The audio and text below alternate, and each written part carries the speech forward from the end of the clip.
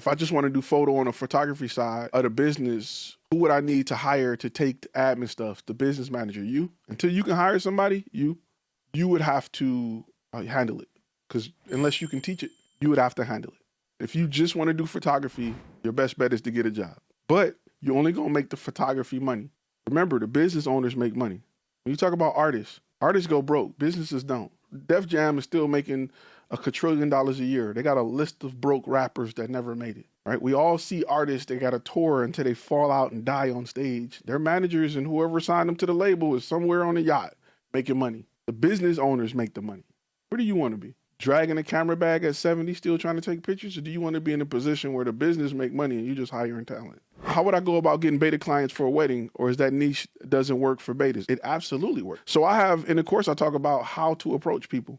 And it's a lot to it. Beta clients for weddings definitely work. Unless you've been married, and some people been married 5, 6 times. And I ain't knocking on you, love. It's hard to find the right person.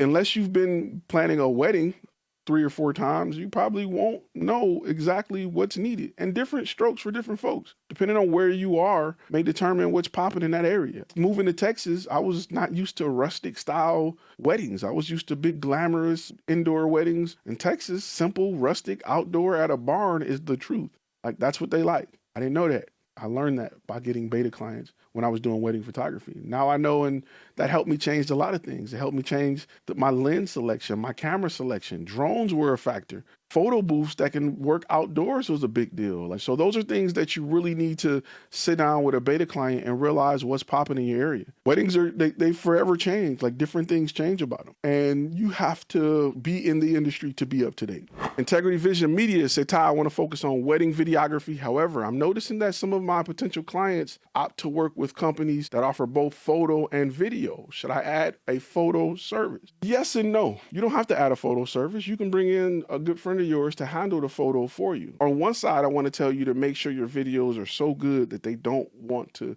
go nowhere else. At the second time, photo is a great upsell. Why leave that money on the table? I bought a photo booth simply because we offered photography. People wanted videography. We offer videography, and they was hiring photo booths. So I bought a photo booth. I wanted the whole bag. I also had great friends that were DJs, and I would refer them and get paid off that too. I'm gonna do it all. I would also develop relationship with venues and have a list of venues that we can offer a 10% discount with if you went with that venue. Vice versa, I had that venue offer a discount on our services when you booked in that venue. So all of it can be an upsell if positioned right. You just have to look at it in a business mindset.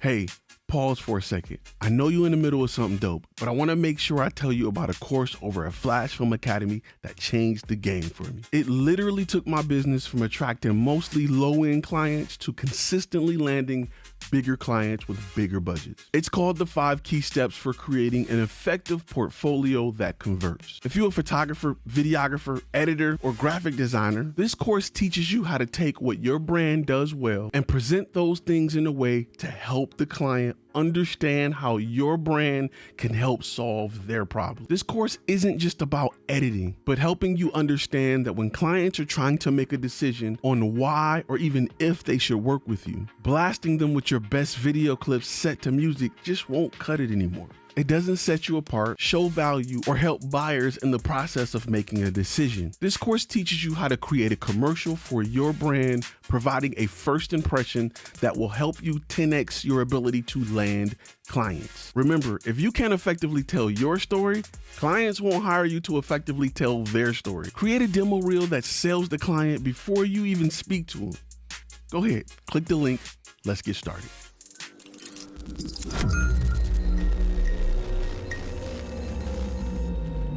Mr. B says, when you market yourself as a niche service, how would you reassure clients who worried about you sharing info with potential competitors? NDAs, contracts. It's all business. It ain't no handshake deal. That's why we do business. We got NDAs to protect their information. Usually I provide NDAs to my clients all the time. When you present an NDA, clients loosen up a lot. They go from clinching to like, oh, we got legal stuff involved that states that I can talk to you however I want without worrying about my competitor getting it. Cool. Guess what? I don't want you talking about my video production practices to some other video company you hire, right? What you're getting, you're only getting here at Flash Film Media. I don't want you yapping to them about the fact that we're trying to solve problems and not just videotape you. We're here to do more than just push a record button and set up lighting. He had where he said, I have a client who has jobs for me in an area that has a lot of snow. I told my client that when we get there and it's not accessible and we have to go back, I'm billing them a trip charge. How do you feel about trip charges? Is that something that you would put in like a contract? Because I'm in a snowy area as well. And so that thought crosses my mind that potentially there's, weather or something like that plays a factor. And if it's outside of their control, but it's outside of my control too, who does that fall on? Because you set time aside for that job, but so at the same time, they didn't call for the snow or anything. In my contract, you get one reschedule due to Mother Nature. You don't get 2, 3, 4, 6, 7. You know what I'm saying? What I usually do is whenever I book, I always schedule a second shoot day. Module 3, I really talk about. Set up that calendar and you book that day. We always schedule a secondary. If it's outdoors, we schedule a secondary weather day. Now, this weather day is just a light day that we're going to put on the schedule. You and I are going to agree to keep this date available just in case. And that's why retainers, non-refundable retainers are so important, because you're not just booking the first day, you're allowing us to hold our backup date. And this is only with outdoor events. There's a limit to it that's written into my proposal/contract, but I would leave it open past that. You can have, I'm not going to say leave it open. So I write that anything past that makeup date you're paying for, but I am quick to waive it for certain clients. There's another area you may want to be conscious of right now while you're on that subject. If we have another outbreak or something, you got to kind of work that in your contract these days. So a safety channel allows you to get one, let's say you record to one mic. It'll record that mic, and this is before 32-bit float. It'll record that mic at a lower level. So you got something low, you got some high in case you peep. So it allows you to record it a little bit lower in case you're recording something loud or something that gets loud. If a plane coming up and it goes too loud, if you have a lower track, that track will be lower in hopes that it still captures that audio. Now, that is before 32-bit float. 32-bit float, you don't got to do that. 32-bit float can handle 90, it can handle whatever your mic can handle. If your mic can't record the range, it can't handle it. In most cases, your mic can record a ridiculous amount of audio. It was the recorders that were the limitation, but that is no longer the case. Hey, keep in mind that the video you just watched contains clips from a longer lecture that's available to our gold members at flashfilmacademy.com. You can go to flashfilmacademy.com to watch the complete lectures if you want to get all the gems and all the information, or you can stay on the channel and continue watching some of our content here. Just click one of those boxes somewhere around here. You know where to go.